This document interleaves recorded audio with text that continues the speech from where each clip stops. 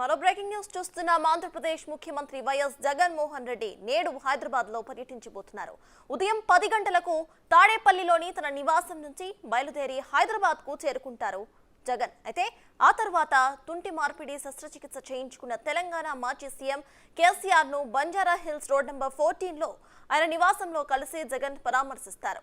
ఇక మధ్యాహ్నం అక్కడి నుంచి బయలుదేరి తాడేపల్లికి చేరుకుంటారు.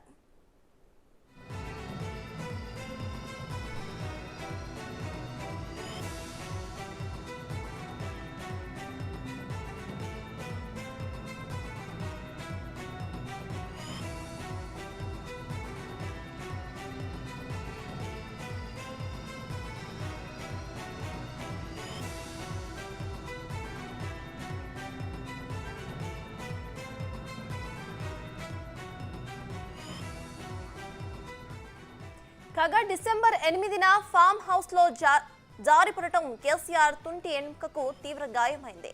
అయితే 15న చికిత్స అనంతరం హాస్పిటల్ నుంచి కేసీఆర్ డిశ్చార్జ్ అయ్యారు. కేసీఆర్ హాస్పిటల్లో చికిత్స పొందుతున్న సమయంలో తెలంగాణ ముఖ్యమంత్రి రేవంత్ రెడ్డి, తెలంగాణ మంత్రులు, ఏపీ మాజీ సీఎం చంద్రబాబు నాయుడుతో పాటు పలువురు తెలుగు రాష్ట్రాల్లో ముఖ్య నాయకులు కూడా బీఆర్ఎస్ నేతలు హాస్పిటల్ కి వెళ్లి పరామర్శించారు. సీఎం జగన్ కూడా గత నెలలోనే కేసీఆర్ ను పరామర్శించాల్సి ఉండింది. కానీ బిజీ స్కెడ్యూల్ కారణంగా జగన్ కలవలేకపోయారని పార్టీ వర్గాలు వెల్లడించాయి.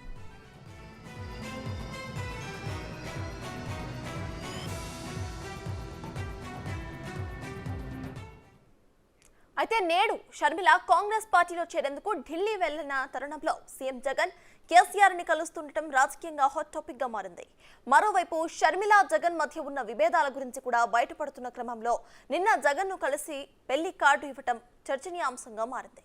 మరి ఒక్కరోజు కూడా గడపకుండానే కేసీఆర్ ని జగన్ కలుస్తుండటం ఈ విభేదాలను మరింత పెంచుతుందని భావిస్తున్నారు. ఇటీవలే కాంగ్రెస్ బాయ్ బాయ్ చెప్పిన మంగళగిరి ఎమ్మెల్యే ఆర్కే షర్మిలతో పాటు కాంగ్రెస్ లో చేరుతారని ఇప్పటికే ప్రకటించారు.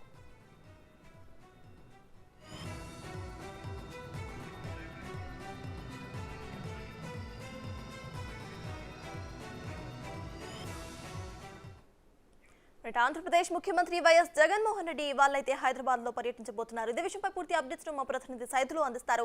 సైదులు చెప్పండి, ఇవాళ కేసీఆర్ అయితే జగన్ పరామర్శించబోతున్నట్టు తెలుస్తోంది. సో దీనిపై మీ దగ్గర ఉన్న అప్డేట్స్ ఏంటి?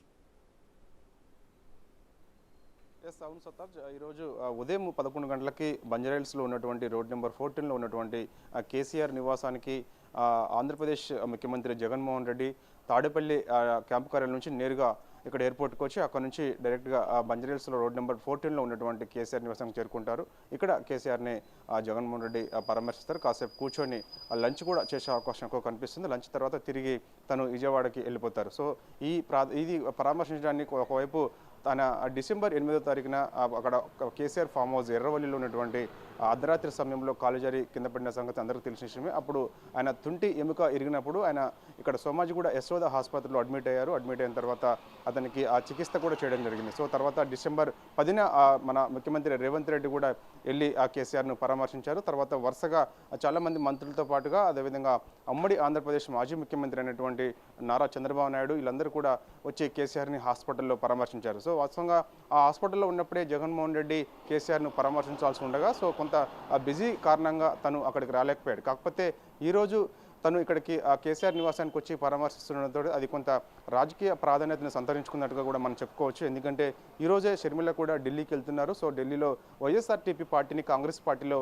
విలీనం చేస్తున్నారు. సో రేపటి నుంచి ఆమె కాంగ్రెస్ పార్టీ ఆంధ్రప్రదేశ్ పూర్తి బాధ్యతలు తనే తీసుకుంటారని చెప్పేసి కూడా వార్తలు వస్తున్నాయి. ఇక వైఎస్ఆర్టీపీలో మన వైఎస్ఆర్సీపీలో ఉన్నటువంటి కొంతమంది అసంతృప్తి ఎమ్మెల్యేలు కానీ అసంతృప్తి నాయకులు కానీ చాలామంది కాంగ్రెస్ వైపు వస్తారని చెప్పేసి కూడా కొంత ప్రాధాన్యత సంతరించుకుంటుంది. సో ఇక ఈ సమయానికి అంటే ఒకవైపు షర్మిల ఢిల్లీకి వెళ్ళి అక్కడ వైఎస్ఆర్టీపీని కాంగ్రెస్ పార్టీలో విలీనం చేయడం, అదేవిధంగా ఈరోజు ఉదయం 11 గంటలకి జగన్మోహన్ రెడ్డి వచ్చి కేసీఆర్ని పరామర్శించడం. సో ఇదంతా కూడా ఒక రాజకీయ ప్రాధాన్యతనైతే సంతరించుకుంటుందని కూడా మనం చెప్పవచ్చు. ఎందుకంటే చూసాం మనము అక్కడ గతంలో కూడా టీఆర్ఎస్ నుంచి బీఆర్ఎస్గా చేంజ్ చేసిన తర్వాత సో రాష్ట్ర వ్యాప్తంగా మా పార్టీ విస్తరిస్తామని చెప్పేసి కూడా గతంలో కేసీఆర్ చెప్పిన నేపథ్యం కనిపిస్తుంది. అలా మహారాష్ట్రలో అదేవిధంగా ఆంధ్రప్రదేశ్లో కూడా ఆయా పార్టీ రాష్ట్ర అధ్యక్షులను కూడా తను నియమించారు. సో మనం చూస్తే ఇక్కడ వచ్చేసి ఆంధ్రప్రదేశ్లో కూడా అతను పార్టీ ఉంది కాబట్టి సో అక్కడ ఒక పార్టీ రాష్ట్ర అధ్యక్షుడు చంద్రశేఖర్ అనే ఒక మాజీ ఐఏఎస్ అధికారిని కూడా అక్కడ నియమించారు. సో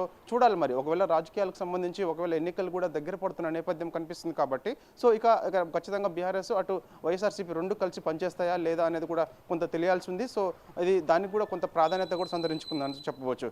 ఎందుకంటే ఒకవైపు ఇప్పటికే ఇక్కడ కాంగ్రెస్ పార్టీ అధికారంలోకి వచ్చిన తర్వాత తిరిగి మళ్ళా ఎందుకంటే కర్ణాటకలో కాంగ్రెస్ పార్టీ గెలిచిన తర్వాత ఆ ప్రభావం తెలంగాణపై పడింది. సో ఇక్కడ తెలంగాణ నుంచి ఖచ్చితంగా ఏపీపై కూడా కాంగ్రెస్ పార్టీ ప్రభావం ఎక్కువగా చూపుతుందని కూడా మనకు దానికి ప్రాధాన్యత సంతరించుకుంటుంది. ఎందుకంటే ఇప్పటికే తన షర్మిల కూడా వెళ్ళి ఢిల్లీలో పార్టీని విలీనం చేసింది కాబట్టి సో ఆ ప్రభావం ఖచ్చితంగా పడకుండా ఉండాలంటే కొంత ఎత్తుగడలు కూడా చాలా అవసరం కాబట్టి సో ఈ సమయంలో వైఎస్ఆర్ సిపికి సంబంధించిన అధ్యక్షుడు ప్రస్తుతం ఆంధ్రప్రదేశ్ ముఖ్యమంత్రి జగన్మోహన్ రెడ్డి వచ్చి ఇక్కడ పరామర్శించడానికి మాత్రం కొంత రాజకీయ ప్రాధాన్యత అని మనం అనుకోవచ్చు.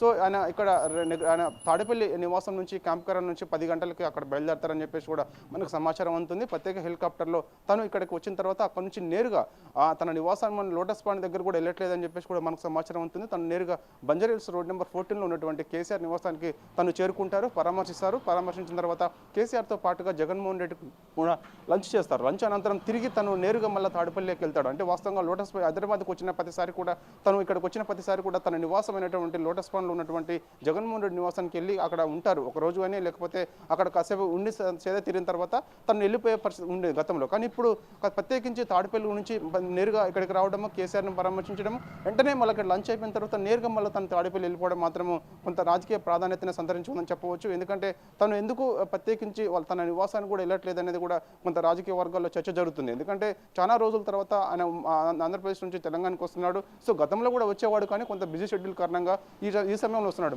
మరోవైపు మరో 4 నెలలు మాత్రమే ఎన్నికలకి ప్రాధాన్యత సంతరించుకుంది ఆంధ్రప్రదేశ్లో. సో ఫిబ్రవరిలో లేదా మార్చిలో కూడా నోటిఫికేషన్ వచ్చే అవకాశం కనిపిస్తుంది కాబట్టి సో ఇక కాంగ్రెస్ అంటే తెలంగాణలో గెలిచినటువంటి కాంగ్రెస్ పార్టీ సో ఆ ప్రభావం ఏపీలో ఖచ్చితంగా పడుతుందా ఏంది, లేకపోతే ఏ విధంగా మనం దాన్ని ఆ ప్రభావం పడకుండా ఉండేందుకు ఎలాంటి రాజకీయ వ్యూహం అనుసరించాల్సింది అని చెప్పేసి కూడా కేసీఆర్తో మాట్లాడే ఆ విషయం కూడా చర్చకు వచ్చే అవకాశం కూడా ఎక్కువ కనిపిస్తుంది. సో దానికి అడ్డుకట్ట వేయాలంటే అంటే కాంగ్రెస్ పార్టీ ఈ దేశవ్యాప్తంగా గాలి వీస్తుంది కాబట్టి సో దాన్ని అడ్డుకట్ట వేయాలనుకుంటే తెలంగాణలో కర్ణాటకలో పడిన ప్రభావం తెలంగాణలో ఉంది. తెలంగాణ నుంచి ఏపీకి ఆ కాంగ్రెస్ ప్రభావం పడకుండా ఉండాలంటే ఎలాంటి రాజకీయ వ్యూహం అనుసరించాల్సిన అవసరం ఉంటుందని చెప్పేసి కూడా చర్చకు వచ్చే అవకాశం ఉంది. మరోవైపు ఇక పీకే ముఖ్యంగా ఆయన రాజకీయ వ్యూహకర్త అయినటువంటి పీకే కూడా మధ్యకాలంలో మనం చూసాం. మనము అక్కడ ప్రత్యేకించి అక్కడ మన గన్నవరం ఎయిర్పోర్ట్లో కూడా లోకేష్తో కలిసి తను నేరుగా చంద్రబాబు నాయుడు దగ్గరికి వెళ్ళాడు. సో ఇదంతా కూడా గతంలో కూడా పీకే వైఎస్ఆర్ సిపికి రాజకీయ వ్యూహకర్తగా వ్యవహరించారు. సో ఆ సమయంలో అధికారాన్ని తీసుకొచ్చాడు. సో తను ఇప్పుడు ప్రత్యేకించి ఇటు టీడీపీ వైపు కూడా అతను వ్యూహకర్తగా పనిచేస్తారని చెప్పేసి కూడా టాక్ నడుస్తున్న నేపథ్యంలో సో గతంలో కూడా పీకే ఇక్కడ మనకి తెలంగాణలో కూడా ఆయన వ్యూహకర్తగా పనిచేసి బీఆర్ఎస్ పార్టీని అధికారం తీసుకొచ్చారు. సో ఈ సమయంలో మన టీడీపీకి వ్యూహకర్తగా ఉంటే ఖచ్చితంగా అక్కడ ఏంటి దాన్ని ఎలా ప్రాధాన్యత ఎలా ఉండబోతుంది, సో దాన్ని మనం దాన్ని ఎత్తుగడలు ఎలా చేయాలి ఏంటి అనేది కూడా మొత్తం కూడా ఓవరాల్గా 2 రాష్ట్రాలకు సంబంధించి కొన్ని ఎన్నికలు దగ్గర పడుతున్న సమయంలో దానికి సంబంధించిన అంతా కూడా ఇక్కడ కేసీఆర్తో జగన్మోహన్ రెడ్డి చర్చించే అవకాశం కనిపిస్తుంది. ఆ లంచ్ సమయంలో తర్వాత పరామర్శించిన తర్వాత అతను సతీమణి అనేటువంటి శోభను కూడా పరామర్శించిన తర్వాత సో ఇక్కడ నుంచి అతను నేరుగా తాడేపల్లికి వెళ్తారు. సో ఈ సమయంలో మనమైతే ప్రస్తుతమైతే రోడ్ నెంబర్ 14లోనే కేసీఆర్ నివాసం ఇంటి దగ్గర ఉన్నాము. సో ఇక్కడ పెద్దగా అడావుడి ఏం లేనప్పటికీ 10 గంటల సమయంలో ఇక్కడికి KTR, Harish Rao, so BRS party సంబంధించినటువంటి ముఖ్య నాయకులందరూ కూడా ఇక్కడికి వస్తారు. మరోవైపు ఇప్పుడు ఈ రోజు చూసాము నిన్నటి నుంచి కూడా వరుస బీఆర్ఎస్ పార్టీకి సంబంధించిన పార్లమెంటరీ సమీక్ష సమావేశాలు కొనసాగుతున్నాయి. నిన్న ఆదిలాబాద్ పార్లమెంటరీ నియోజకవర్గం సంబంధించిన సమీక్ష సమావేశం కూడా పూర్తయింది. నేడు కరీంనగర్ పార్లమెంటరీ నియోజకవర్గం సంబంధించిన సమీక్ష సమావేశం ఉన్న నేపథ్యంలో సో కేటీఆర్ కూడా పక్కనే తెలంగాణ భవన్లోనే ఉంటున్నారు. రెగ్యులర్గా ఈ నిన్నటి నుంచి 21 వరకు కూడా తానే ఉంటాడు, తానే ఉండి ఈ సమీక్ష సమావేశం నిర్వహిస్తున్నారు. సో అక్కడ నుంచి తెలంగాణ భవన్ నుంచి జగన్మోహన్ రెడ్డి ఇక్కడికి రాగానే వెంటనే తను కూడా తన నివాసానికి వచ్చే అవకాశం కనిపిస్తుంది. తనతో పాటు బీఆర్ఎస్ పార్టీ చెందినటువంటి ముఖ్య నాయకులందరూ కూడా వచ్చి కేసీఆర్ని పరామర్శించిన తర్వాత అక్కడ నుంచి కేటీఆర్ ఇక్కడ నుంచి మళ్ళీ నేరుగా తెలంగాణ భవన్కి వెళ్ళి కరీంనగర్ పార్లమెంట్ సంబంధించిన సమీక్ష సమావేశం అక్కడ ఉన్నటువంటి ముఖ్య నాయకులతో నిర్వహిస్తారు. సో ఇక అక్కడ నుంచి జగన్మోహన్ రెడ్డి ఇక్కడ నుంచి లంచ్ అయిపోయిన తర్వాత తను నేరుగా ఇక్కడ నుంచి తాడేపల్లికి వెళ్తారని చెప్పేసి కూడా మనకు సమాచారం అందుతుంది. సర్తాజ్.